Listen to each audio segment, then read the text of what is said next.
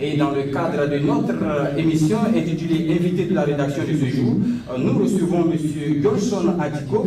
Il est le président de la coalition patriotique pour l'émergence. Avec lui, nous allons échanger sur ces différentes activités en faveur des jeunes de Côte d'Ivoire et prodiguer de sages conseils à nos jeunes pour que des élections municipales et régionales à venir se déroulent dans un climat apaisé. Ange Gabriel réalise cette émission. Je suis Daniel Degré. Installez-vous confortablement. On revient dans un instant.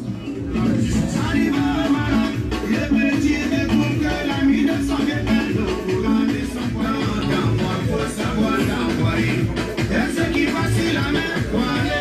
sommes de retour sur ce plateau et notre invité est bel et bien installé. Monsieur, bonjour. Bonjour.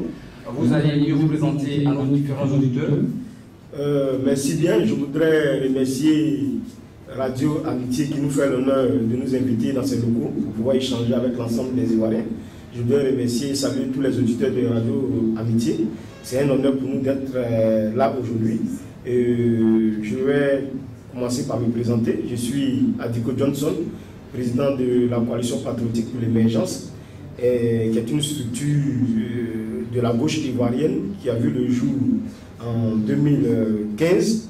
Et nous pourrons dire ce qui a motivé la création de cette coalition, qui est un peu le relais de l'Est de fait Galaxie patriotique. C'est que nous avons fait le bilan de la crise post-électorale et nous avons tiré les leçons. Donc nous avons décidé dans notre démarche de réformer et de porter des corrections du patriotisme en Côte d'Ivoire. Donc voilà un peu ce qui nous a motivés à la création de cette structure-là. Donc nous devons retenir que c'est un mouvement de la gauche ivoirienne qui a pour objectif aujourd'hui de ramener les fondamentaux au niveau du patriotisme en Côte d'Ivoire, de ramener les Ivoiriens dans ce que nous pourrons appeler la marche vers l'émergence. Donc voilà un peu de façon sommaire ce que nous pourrons dire au niveau de... Ok, on voit que vous êtes une nouvelle coalition et vous venez avec deux concepts, le concept du patriotisme et de l'émergence. Est-ce que vous pouvez nous donner plus de détails sur ces deux concepts? Bon, écoutez, le contexte va soit galvaudé par le politique en Côte d'Ivoire qui fait que l'Ivoirien aujourd'hui a du mal à comprendre la démarche de la coalition patriotique pour l'émergence. Sinon, les définitions de ces deux contextes sont claires dans le dictionnaire. C'est que le patriotisme, c'est l'amour de son pays et l'émergence, c'est le travail bien fait pour booster l'économie d'un pays. Donc pour nous là, ces deux visions qui ont été portées par deux grands hommes de ce pays-là, je voudrais parler du président Gbagbo Laurent qui a appris durant sa mandature aux Ivoiriens à aimer leur patrie. Et aujourd'hui, quand vous regardez la démarche du président Ouattara, il essaie de mettre les Ivoiriens au travail parce qu'il a un objectif à atteindre. Il faut booster la Côte d'Ivoire vers l'émergence. Donc pour nous, c'est deux visions, ces deux grandes visions qui peuvent amener les Ivoiriens à aller de l'avant. Mais comme le politique a son habitude, veut toujours ramener les choses à ses intérêts, les gens ont tenté de galvauder ces visions-là. Et le combat de la CPE, c'est de ramener ces visions-là dans leur contexte réel pour le bien-être des Ivoiriens. Donc pour nous, notre combat, c'est de tirer ces visions-là et mettre au centre les préoccupations des Ivoiriens pour pouvoir faire avancer la Côte d'Ivoire. Et justement, vous avez une vision fait jus au niveau des différents compatriotes, les concepts du patriotisme et de l'émergence. Comment vous comptez s'y prendre? D'abord, comme on le dit, il faut ramener ces contextes-là, il faut ramener ces visions-là dans le contexte. C'est très important. Vous savez, hier, quand le président Gbagbo était au pouvoir, ceux qui étaient à l'opposition ont tenté de sortir le patriotisme de son contexte. Et on a vu ce que ça donnait dans ce pays-là. Aujourd'hui, c'est le cas. C'est-à-dire que ceux qui étaient à l'opposition hier, qui sont au pouvoir aujourd'hui, sont victimes de la même chose. L'opposition essaie de sortir l'émergence de son contexte. Donc le combat de la CPE, c'est de ramener ces visions dans leur contexte réel. Et à travers des explications comme nous le faisons aujourd'hui, il faut permettre à l'Ivoirien de comprendre que ces deux visions qui sont bonnes pour leur avenir. Donc voilà un peu ce que nous faisons, c'est qu'il faut sensibiliser la classe politique, il faut sensibiliser la population ivoirienne à pouvoir épouser, à pouvoir adopter ces deux contextes-là, si nous voulons franchement permettre à la Côte d'Ivoire d'être émergente. Et on a un bien de mots, l'émergence, pour venir à l'émergence à l'horizon 2020, et déjà vous commencez des activités pour vous demander quelles sont les différentes actions que vous comptez mener, mais que vous avez menées depuis la création de cette coalition pour valoriser le patriotisme et l'émergence. Bon, avant de parler des actions de la CPE, il faut d'abord connaître ses objectifs. Vous savez, motiver la création de notre coalition, c'est un peu la déception de la classe politique. Si vous observez avec moi, vous comprenez qu'aujourd'hui... On garde toujours l'espoir. Ouais, vous comprenez avec moi qu'aujourd'hui, la classe politique est préoccupée par ses intérêts personnels. Pour ceux qui ont déjà dirigé le pays, quand on regarde leur stratégie, quand on regarde leur démarche, ils aspirent à revenir, à reconquérir le pouvoir d'État. Et dans leur démarche, ils ne posent pas les préoccupations des Ivoiriens. Donc, la CPE a décidé de corriger cela. Vous voyez, il y a une situation qui prévaut en ce moment avec l'éducation nationale, avec les frais annexes que les étudiants et les élèves refutent. Mais dites-moi, est-ce que vous avez vu déjà l'opposition ivoirienne faire une déclaration en ce sens-là? Ça ne les intéresse pas. Ce qui préoccupe la classe politique, ce ne sont que des revendications politiques. C'est-à-dire que comment accéder au pouvoir d'État. Or, les Ivoiriens ont tellement de problèmes, tellement de besoins basiques qu'ils n'arrivent pas à combler et personne n'en parle. Donc la CPE vraiment a décidé de mettre les préoccupations des Ivoiriens au centre de son combat. Voici notre objectif. Donc, comprenant cet objectif-là, on peut maintenant revenir aux actions que nous voulons bien mener. Pour l'instant, nous avons une démarche méthodique. Il faut faire comprendre aux Ivoiriens la vision de la CPE.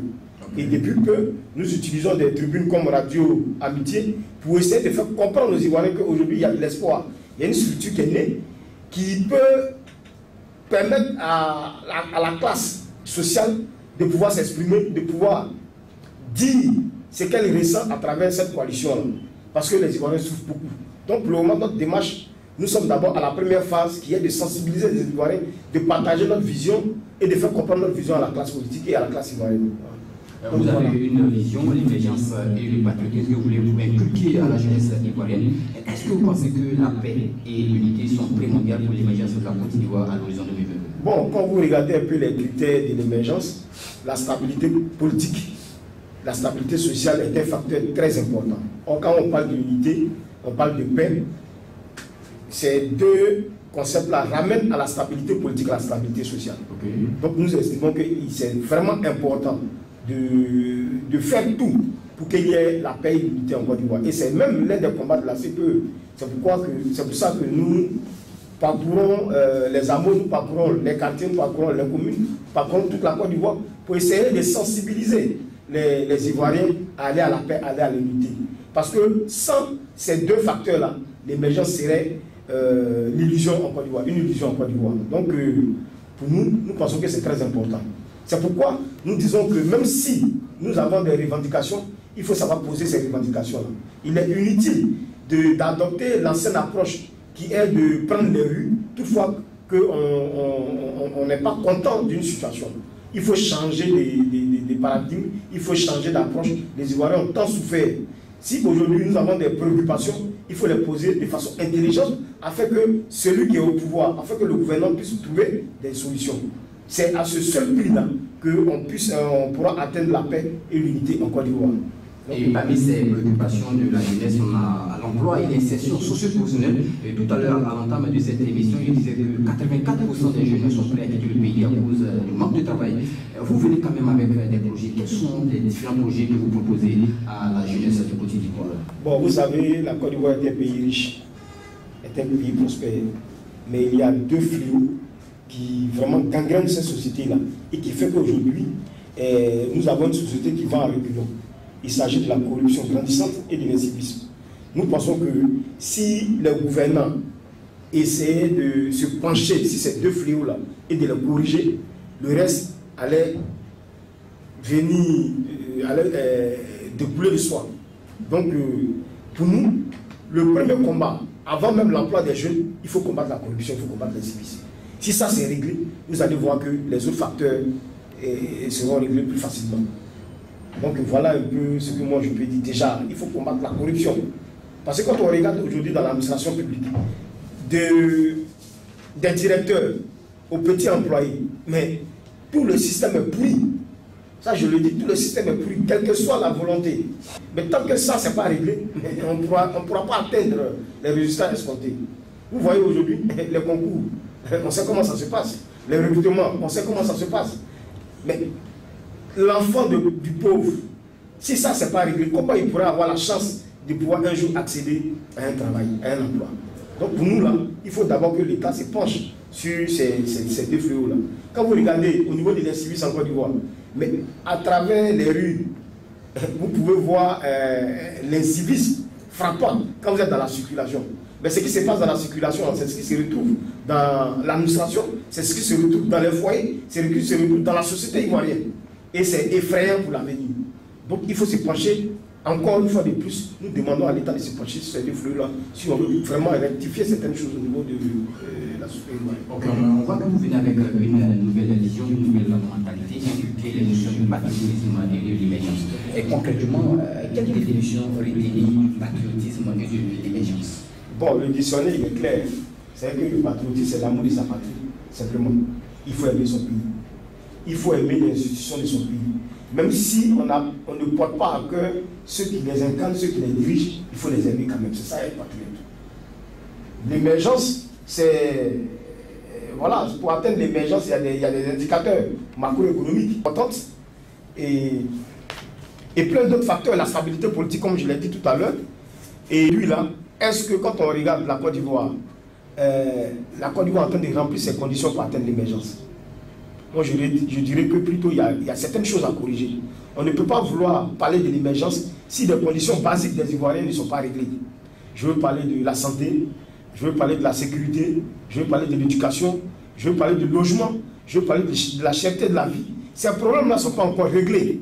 Donc pour nous, l'émergence, demander l'émergence voulue par l'État, coince encore. Donc, il faut y arriver. Oui, il faut y arriver. Mais il faudrait que les Ivoiriens comprennent que ce n'est pas l'affaire du dirigeant seulement, c'est l'affaire de toute la classe politique. C'est l'affaire de l'opposition, c'est l'affaire de l'Ivoirien en général.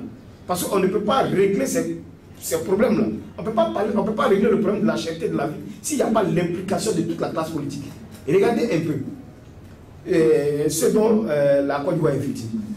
Quand quelqu'un au pouvoir qui n'entend pas travailler, son adversaire qui est à l'opposition se dit, bon, moi je n'ai pas de critiques à formuler, je le regarde se casser la figure, et quand on va approcher, quand on se rapproche des élections, je vais utiliser ça pour le combattre. Mais c'est être égoïste, c'est faire du mal à son peuple.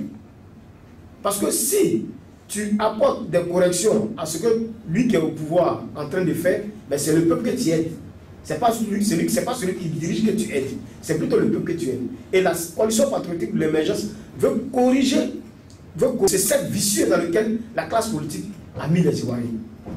Nous avons décidé d'apporter des critiques objectives et faire des propositions à l'État si c'est un problème qui mine la société.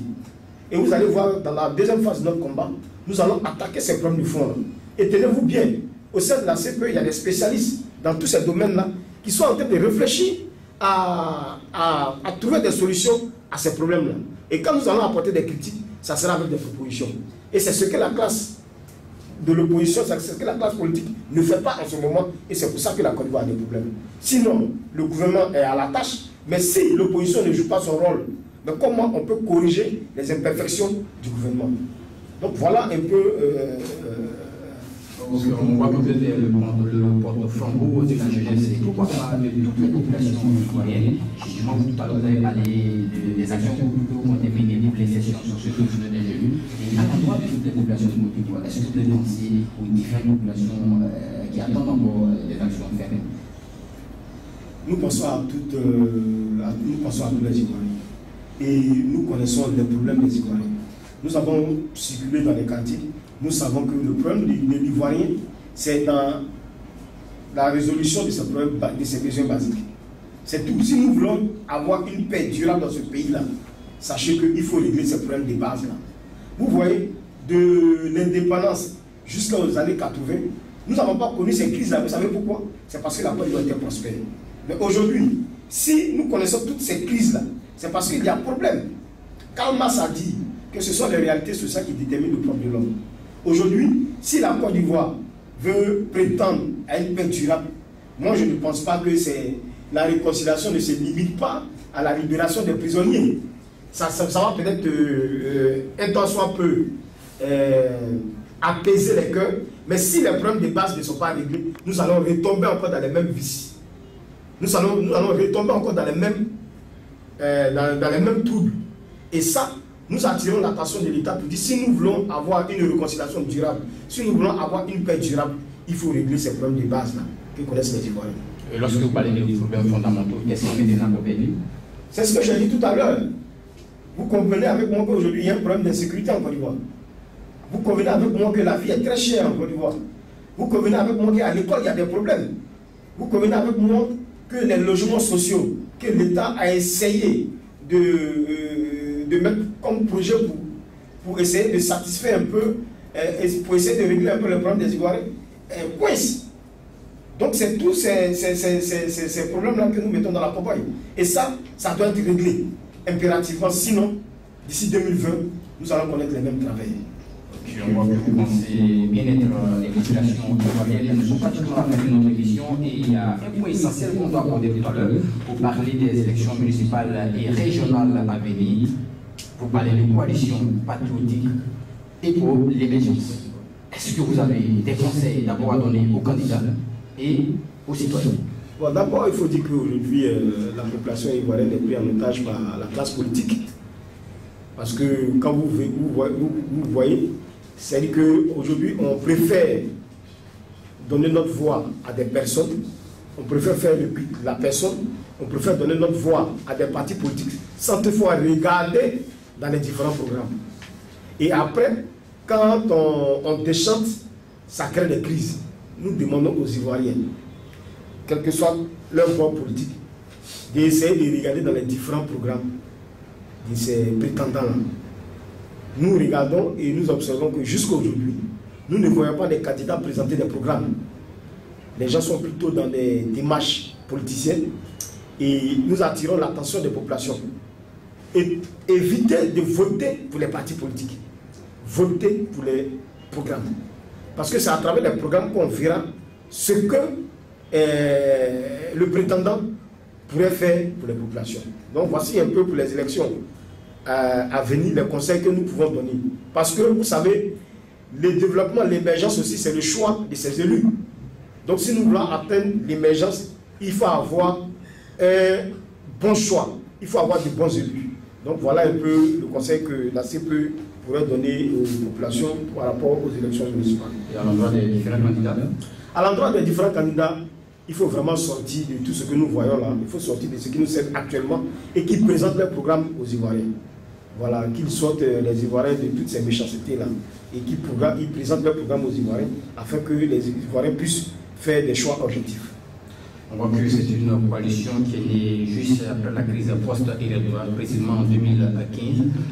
Concrètement, M. Adiko, quelles sont les actions que vous comptez mener pour valoriser le patriotisme afin que nous parvenions d'ici 2020 à une émergence véritable?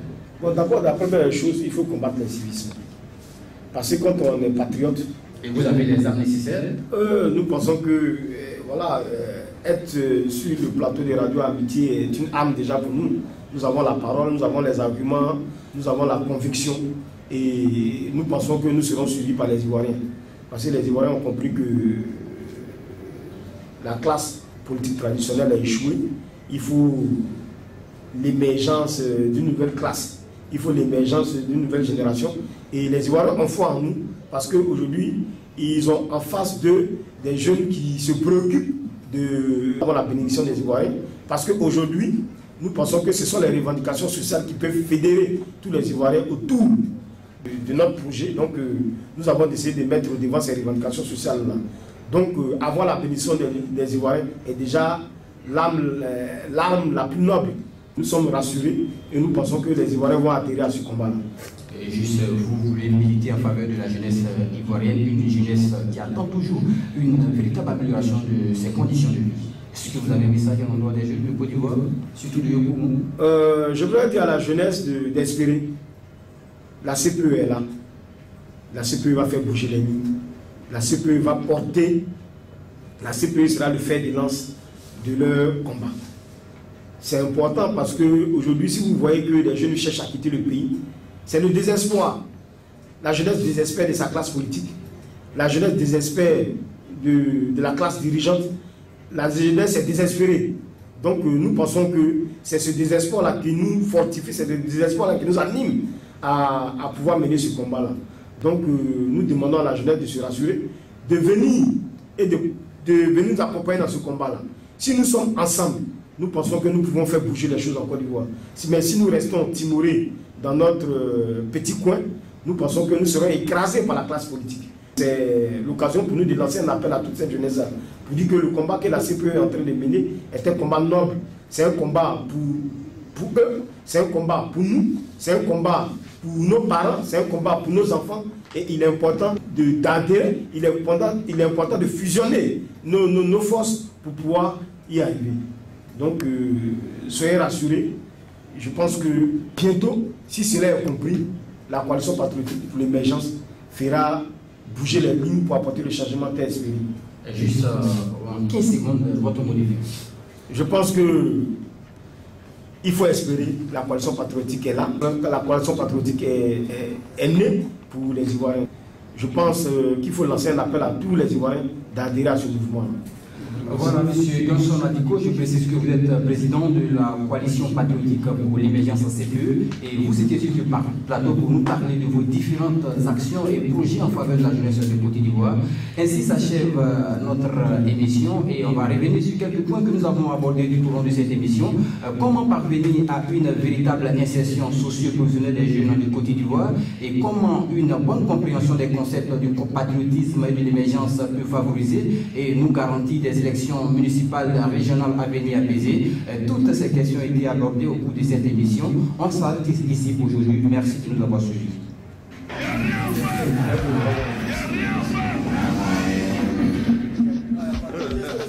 Basta